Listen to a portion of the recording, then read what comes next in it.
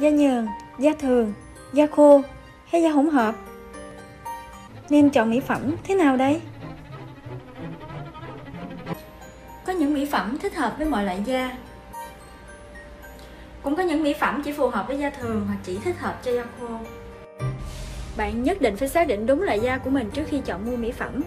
Hôm nay Châu sẽ hướng dẫn cho bạn bài test với 3 bước đơn giản để xác định chính xác loại da của mình. Chúng ta bắt đầu nhé!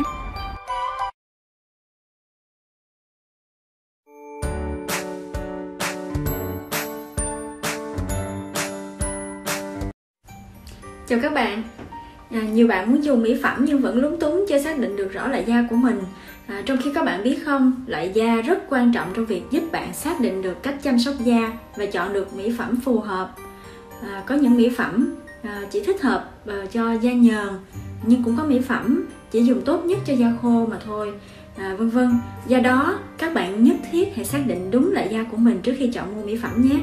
Và trong clip này, Dr. Châu Japan USA sẽ hướng dẫn cho bạn một bài test vô cùng đơn giản để nhận diện đúng loại da của mình. Mà trước tiên, bạn phải biết da cơ bản gồm bao nhiêu loại đã.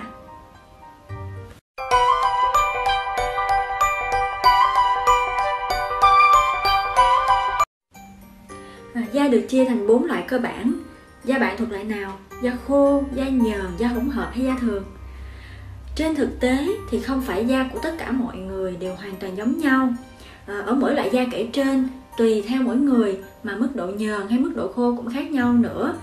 Ví dụ có người thì da nhờn vừa, có người thì da lại rất nhờn, vân vân. Bởi vì không chỉ ở bề mặt da mà các tế bào nằm sâu trong da cũng ảnh hưởng đến tính chất của loại da đó nữa. Dù vậy, chúng ta vẫn có thể phân da được thành 4 loại cơ bản như trên với bài test 3 bước đơn giản sau đây, dựa vào sự khác nhau về lượng nước và lượng dầu trên bề mặt da.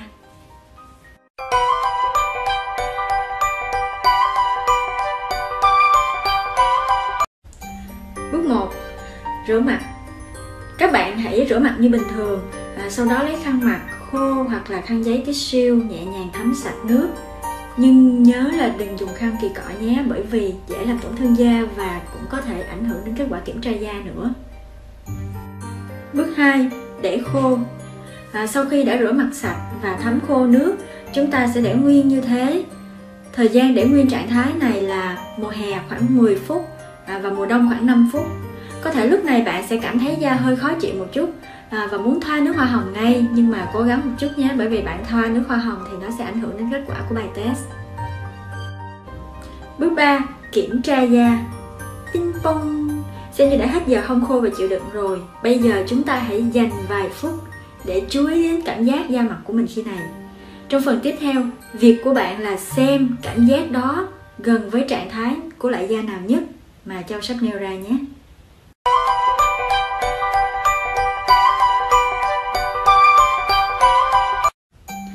Nếu bạn cảm thấy như toàn da mặt hơi căng ra, đặc biệt là những vùng da như là xung quanh mắt nè, hoặc là miệng, da xung quanh miệng hoặc là vùng má khi sờ vào, hoặc là có cái cảm giác răm ráp và nó hơi khô căng, thì chắc chắn bạn là da khô. Ngược lại, nếu bạn không có cảm giác bị căng da mặt, toàn mặt nhìn chung là không có cảm giác khô, mà ngược lại toàn mặt hoặc là đặc biệt là vùng chữ T là bao gồm trán này, mũi và vùng cằm lại có cảm giác nhờn, thì đó chính là biểu hiện của da nhờn. Trường hợp thứ ba đó là bạn cảm thấy có vùng nào đó trên da mặt mình căng ra, đặc biệt là những vùng như là xung quanh mắt này, miệng hoặc là vùng má nó hơi răm ráp, hơi khô. Tuy nhiên lại có những vùng, ví dụ như là vùng chữ T gồm có trán, mũi, cằm thì lại có cảm giác nhờn. Hoặc là một trường hợp khác nữa thì bạn cũng có thể thấy là da không bị khô căng ra trên một số vùng, nhưng mà vùng T lại có cảm giác nhờn. Nói tóm lại, nếu như các bạn cảm thấy là có vùng da nào đó trên mặt mình vừa có cảm giác khô hoặc bình thường, lại có những vùng da thì lại cảm thấy nhờn, có sự trộn lẫn như vậy, thì đó chính là biểu hiện của da hỗn hợp. Còn nếu như các bạn cảm thấy không hề bị căng da mặt, nhìn chung toàn mặt có độ ẩm, không có cảm giác khô căng, và trên toàn bộ mặt, bao gồm cả vùng chữ T luôn, bao gồm cả vùng trán, mũi, cằm, cũng không có cảm giác nhờn nữa, thì đó chính là da bình thường. Đây là loại da lý tưởng và dễ chăm sóc nhất. Ok, vậy là chúng ta vừa hoàn thiện việc nhận diện 4 loại da cơ bản bằng một bài test với 3 bước rất đơn giản. Các bạn đã xác định được loại da của mình là thuộc loại da nào chưa? Đó là da nhờn, da khô, da hỗn hợp hay là da thường? Biết được loại da của mình thuộc loại nào là rất cần thiết, nhưng hiểu đúng về loại da còn quan trọng hơn nữa. Bí quyết làm đẹp là phải làm đẹp một cách thông minh và khoa học. Vậy nên sau đây Châu sẽ tặng cho bạn bí kíp để hiểu đúng về 4 loại da thông qua 2 đặc tính chủ yếu của da. Qua bài test vừa rồi thì Châu nghĩ là bạn đã đoán được đó là 2 đặc điểm nào rồi đúng không? Da đó chính là độ nhờn và độ ẩm.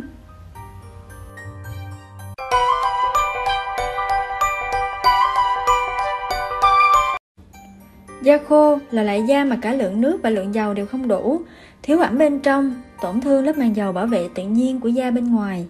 Do đó, loại da này thường thiếu cả độ ẩm lẫn độ bóng.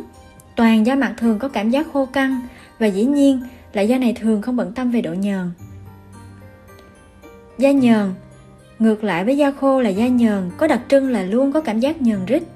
Do đây là loại da có độ dầu cao bên ngoài bề mặt da, nhưng bên trong da thì cũng có khi đầy đủ độ ẩm là nước, nhưng hầu hết các trường hợp là vô cùng thiếu ẩm, ít nước, đến mức khiến cho tuyến dầu làm việc mạnh hơn và dẫn đến kết quả là bề mặt da càng ngày càng nhờn rít. Hầu hết da nhờn thường rơi vào trường hợp này, tức là thiếu ẩm bên trong, nhờn rít bên ngoài. Trong thuật ngữ chuyên môn tại Nhật còn gọi là tình trạng da khô giả. Da hỗn hợp là loại da khó chăm sóc nhất, vì loại da này vừa có thể có những vùng thiếu độ ẩm, tạo cảm giác khô ráp, vừa có những vùng có cảm giác nhờn, nhiều dầu.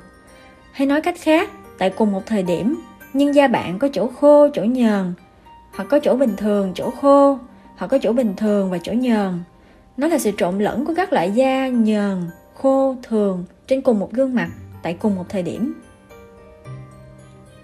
Da thường là kiểu da có độ ẩm cao bên trong, nhưng lượng dầu bên ngoài lại cân bằng vừa phải, không tạo cảm giác nhờn rít.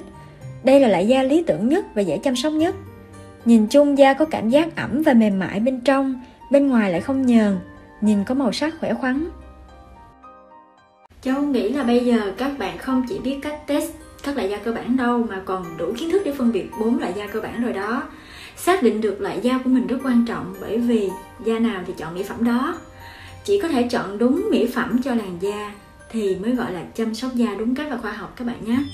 Châu sẽ dành video clip tiếp theo để hướng dẫn cho mọi người đâu là những loại mỹ phẩm mà làn da của bạn yêu thích. Đừng bỏ qua nhé.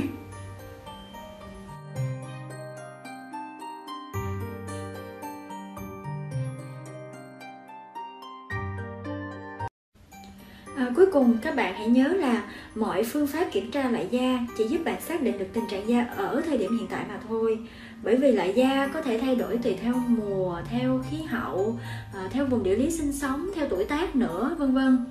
Nếu có gì chưa rõ cần được giải đáp thêm, các bạn hãy để lại comment bên dưới, Châu sẽ hỗ trợ các bạn giải đáp. Và nhớ đừng quên subscribe kênh Dr. Châu Japan USA để cùng làm đẹp khoa học các bạn nhé. Xin chào và hẹn gặp lại các bạn trong những video clip tiếp theo. Bye!